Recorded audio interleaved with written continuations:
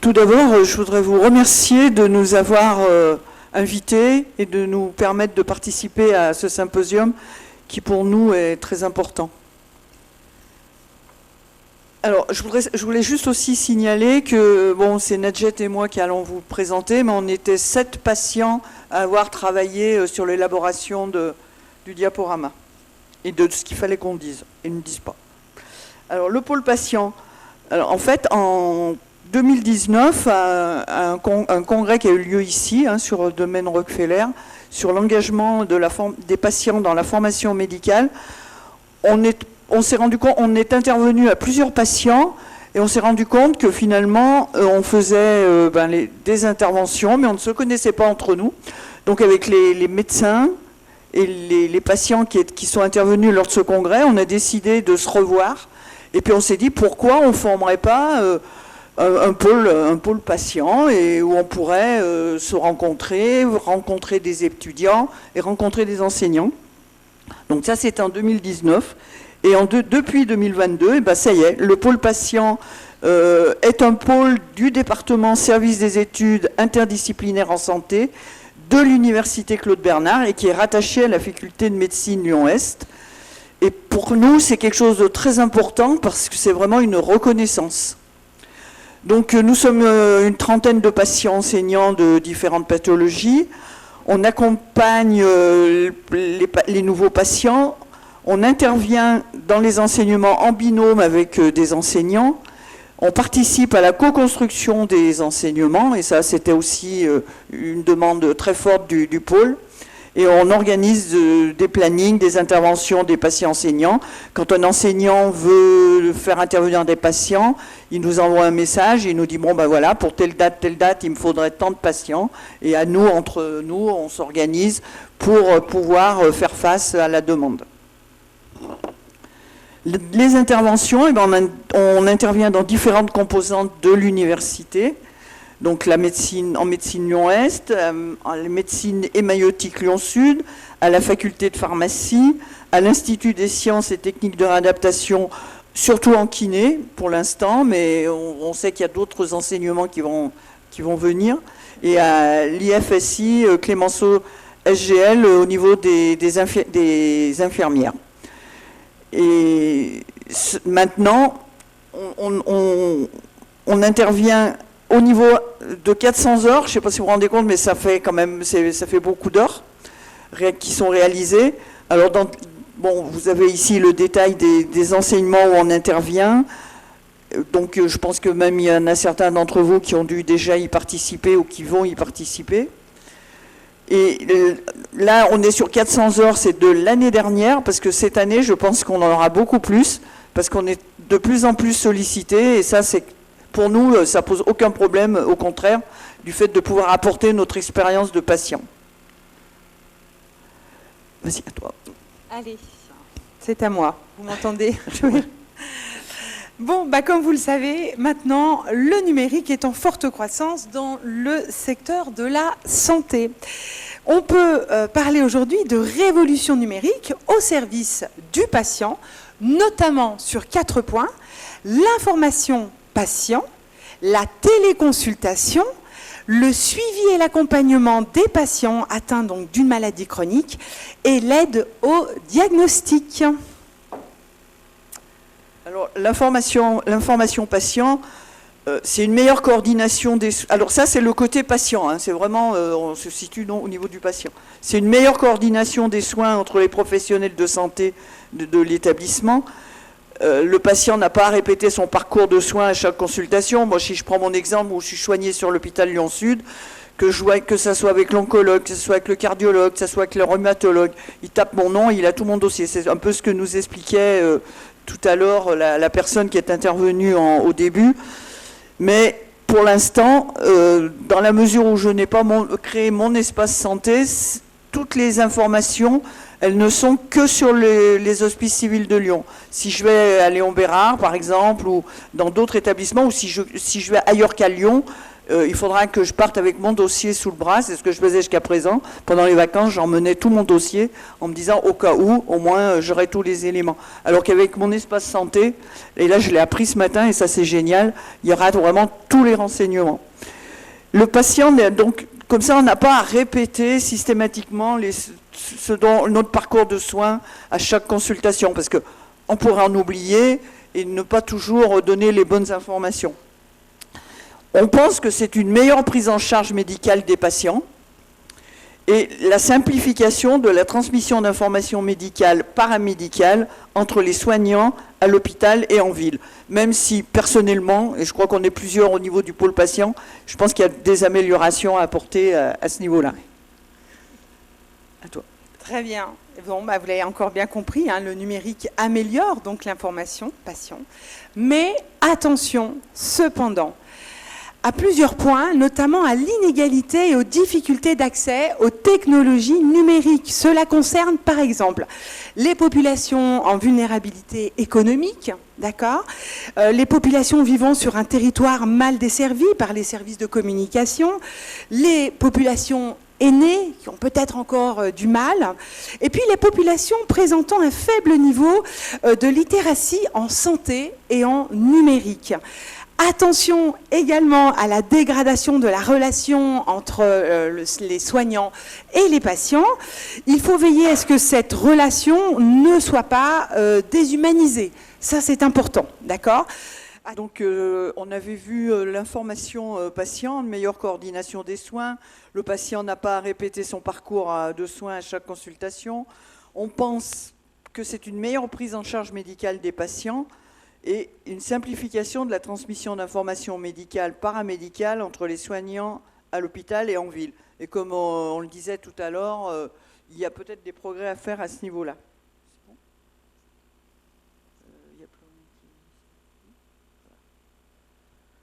Alors les points de vigilance, c'est l'inégalité et les difficultés d'accès aux technologies numériques, parce que tout le monde ne pourra peut-être pas avoir Internet, avoir un ordinateur, ne serait-ce qu'un ordinateur. Dégradation de la relation entre le soignant et le patient, parce que pour nous, patients, c'est la chose une des choses les plus importantes, c'est la relation patient-soignant et la confiance. Risque de rupture de soins, parce que, bon, on aime bien, nous, avoir le médecin en face de nous, qu'on puisse discuter.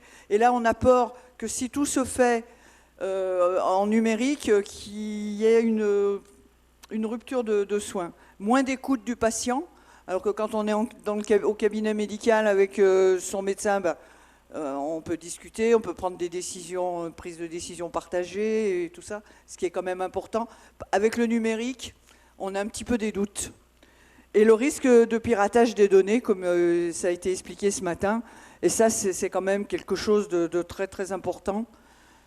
Si nos données sont piratées, vendues à l'extérieur, ça pourrait poser de gros problèmes. Ensuite, alors, la téléconsultation. Alors, c'est vrai que les points positifs, c'est l'offre de soins à distance, simplification de la prise en charge pour les patients, et gain de temps et moins de fatigue pour les personnes en difficulté. C'est vrai qu'il faut prendre en compte qu'il y a des personnes qui habitent pas dans une ville où il y a beaucoup de possibilités de se rendre à l'hôpital ou chez son médecin, donc ça peut faciliter les choses. Il y a aussi, il faut prendre en compte la personne qui aura du mal peut-être à se déplacer pour se rendre chez son médecin. Et puis un gain de temps, de fatigue. Mais il y a quand même des points de vigilance. C'est la difficulté d'accès donc pour certaines patients. Comme je le disais tout à l'heure, moi j'ai encore des amis qui sont dans des zones blanches. Donc quand je leur parle de dire mais regarde sur Internet, ah ben t'es marrant toi, mais moi j'ai pas Internet. Bon, voilà. Donc ça peut quand même être pour la téléconsultation un gros problème. Perte du rapport humain avec le médecin. Et ça, alors, je vous ai dit ce matin qu'on était plusieurs patients à avoir travaillé sur ce sujet. Et ça ressortait, mais systématiquement pour chaque point. Oui, mais alors, et la relation avec le médecin? Parce que ça, c'est quelque chose pour nous qui est très, très important. Perte du rapport humain, donc avec le médecin, pas d'examen clinique.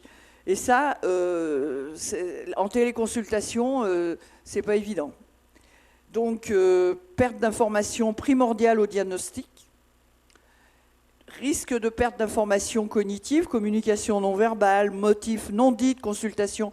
Il y a peut-être des choses, quand vous êtes dans au cabinet médical avec votre médecin, vous pouvez peut-être aborder d'autres sujets que la maladie pour laquelle la pathologie pour laquelle vous venez le voir. Si vous avez des problèmes je sais pas, si votre conjoint vous donne des coups, le médecin... Alors, je peux vous citer un exemple. Quand j'ai vu mon oncologue, c'était une période où je me cognais à peu près de partout chez moi. J'avais des bleus un peu de partout. Et quand il m'a ausculté, il me dit, mais Madame Domer, c'est cool, c'est bleu là. Je lui dis, non, on me frappe pas, ne vous inquiétez pas. C'est que j'ai... Mais oui, ça, c'est en téléconsultation, vous l'auriez pas, ce rapport. Parce que ça peut amener à des discussions et arriver sur des sujets autre que la pathologie pour laquelle vous venez voir votre médecin. Le suivi et l'accompagnement des patients atteints d'une maladie chronique. Alors là, le numérique, pour nous, ça peut être une meilleure prise en charge de la maladie, parce que le patient devient acteur de sa santé. Et ça, c'est aussi quelque chose d'important. Alors, on a au pôle patient, on a un patient qui a du diabète, qui a un lecteur. Et il nous a donc donné l'exemple du capteur connecté pour les patients diabétiques. Donc les transmissions des données en temps réel aux soignants.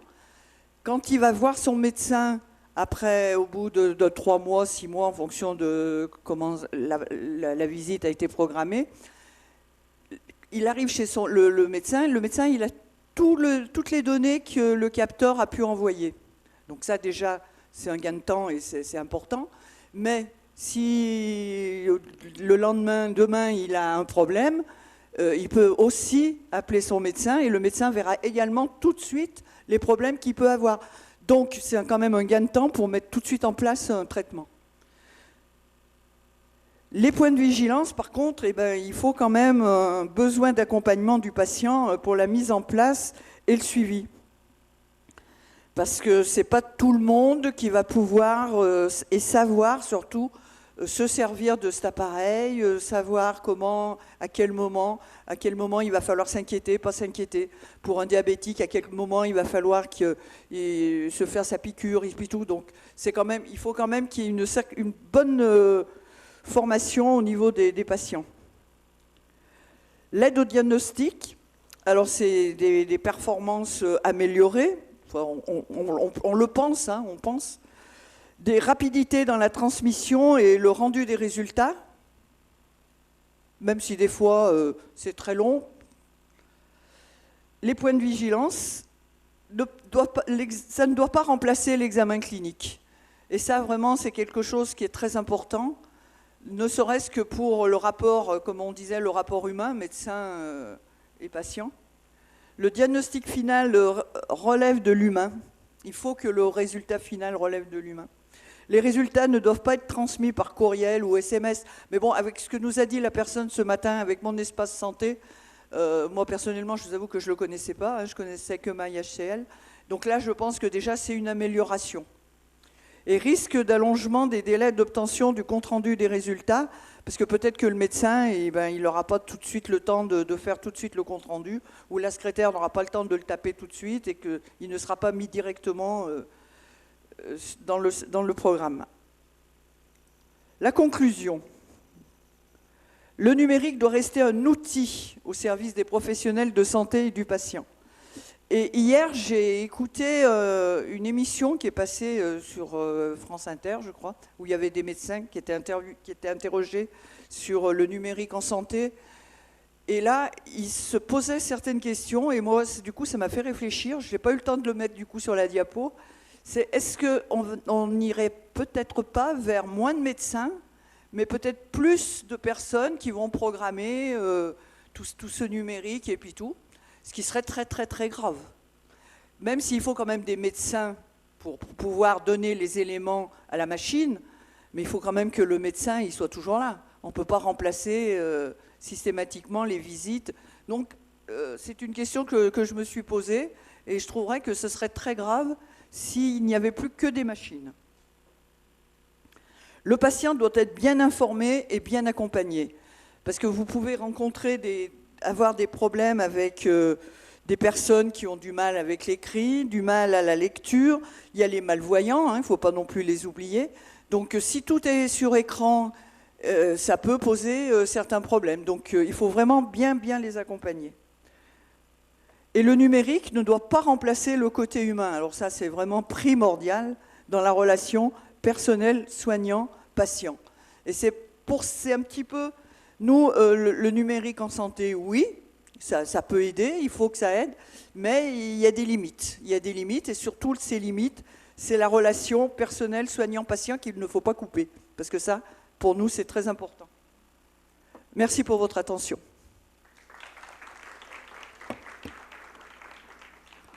Je voulais juste savoir, d'un point de vue des patients, en fait, moi j'ai l'impression qu'on passe de plus en plus de temps à regarder notre ordinateur pour des consultations, pour noter de plus en plus de choses, d'informations, d'examens cliniques, etc.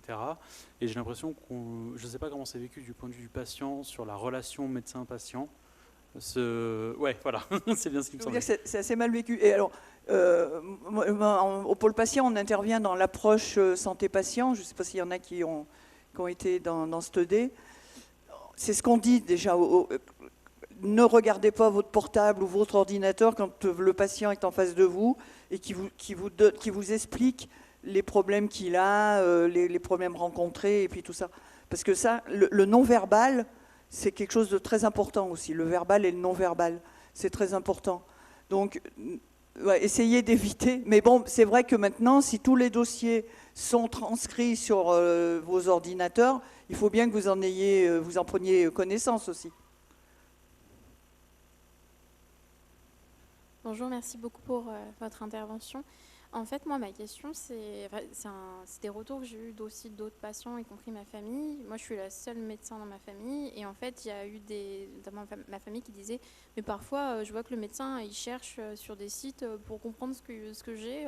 Bon, finalement, pourquoi je vais chez le médecin? Moi aussi, je peux taper sur Internet mes symptômes. Et j'ai l'impression que du coup, ça crée presque une perte de confiance envers le médecin. Alors que, je pense que surtout la nouvelle génération, on utilise beaucoup les outils comme EBM, etc.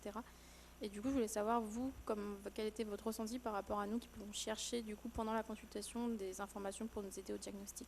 Alors, c'est vrai que, il y a une période, on voyait le médecin qui allait sur le Vidal pour voir quel traitement il allait pouvoir donner, comment ça allait pouvoir se traiter.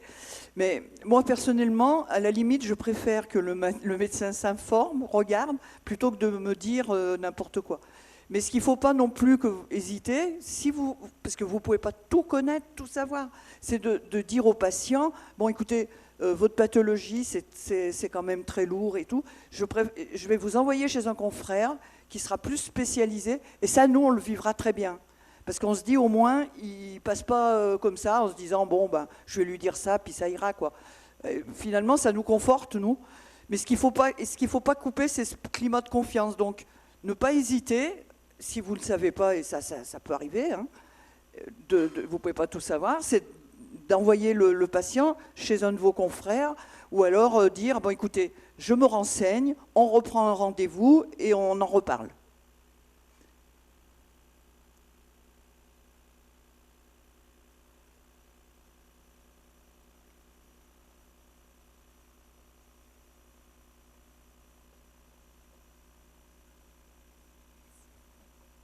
Moi, c'était juste une remarque par rapport au fait je suis d'accord que c'est pas agréable de parler avec quelqu'un qui est derrière son ordinateur et qui tape et tout.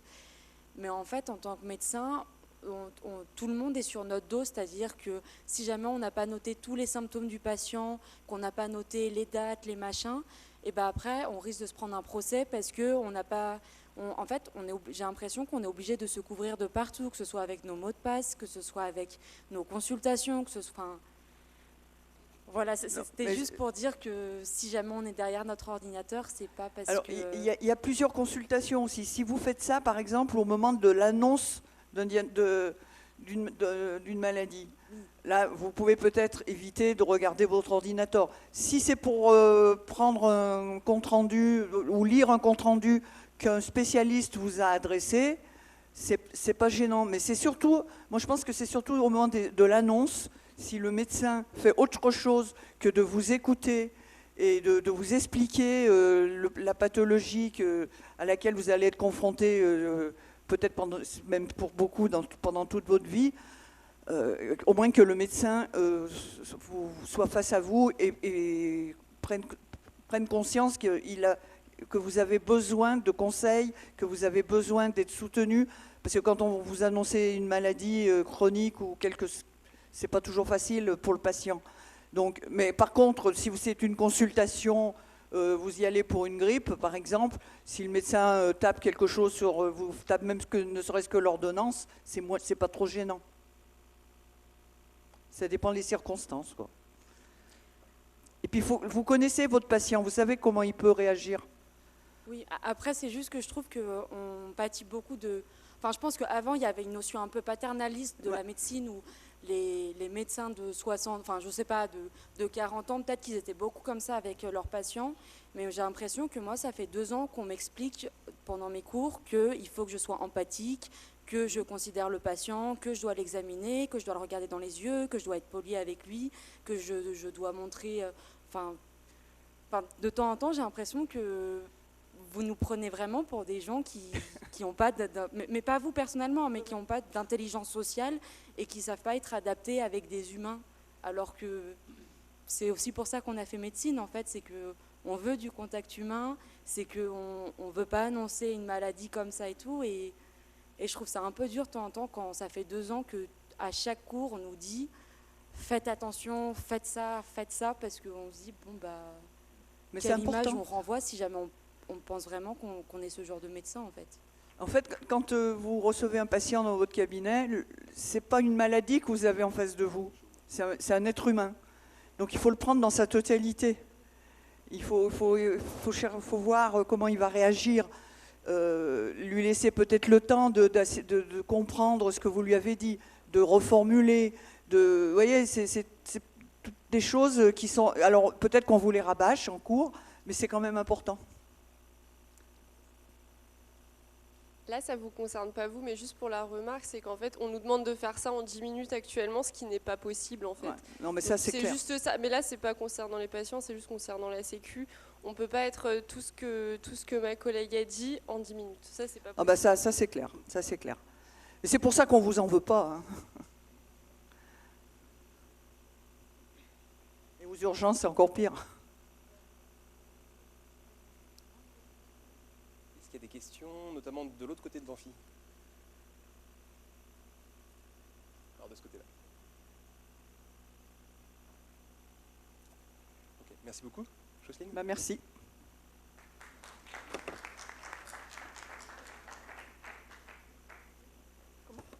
Merci beaucoup Jocelyne et d'avoir fait en plus une présentation en 2 étapes. Bravo, merci.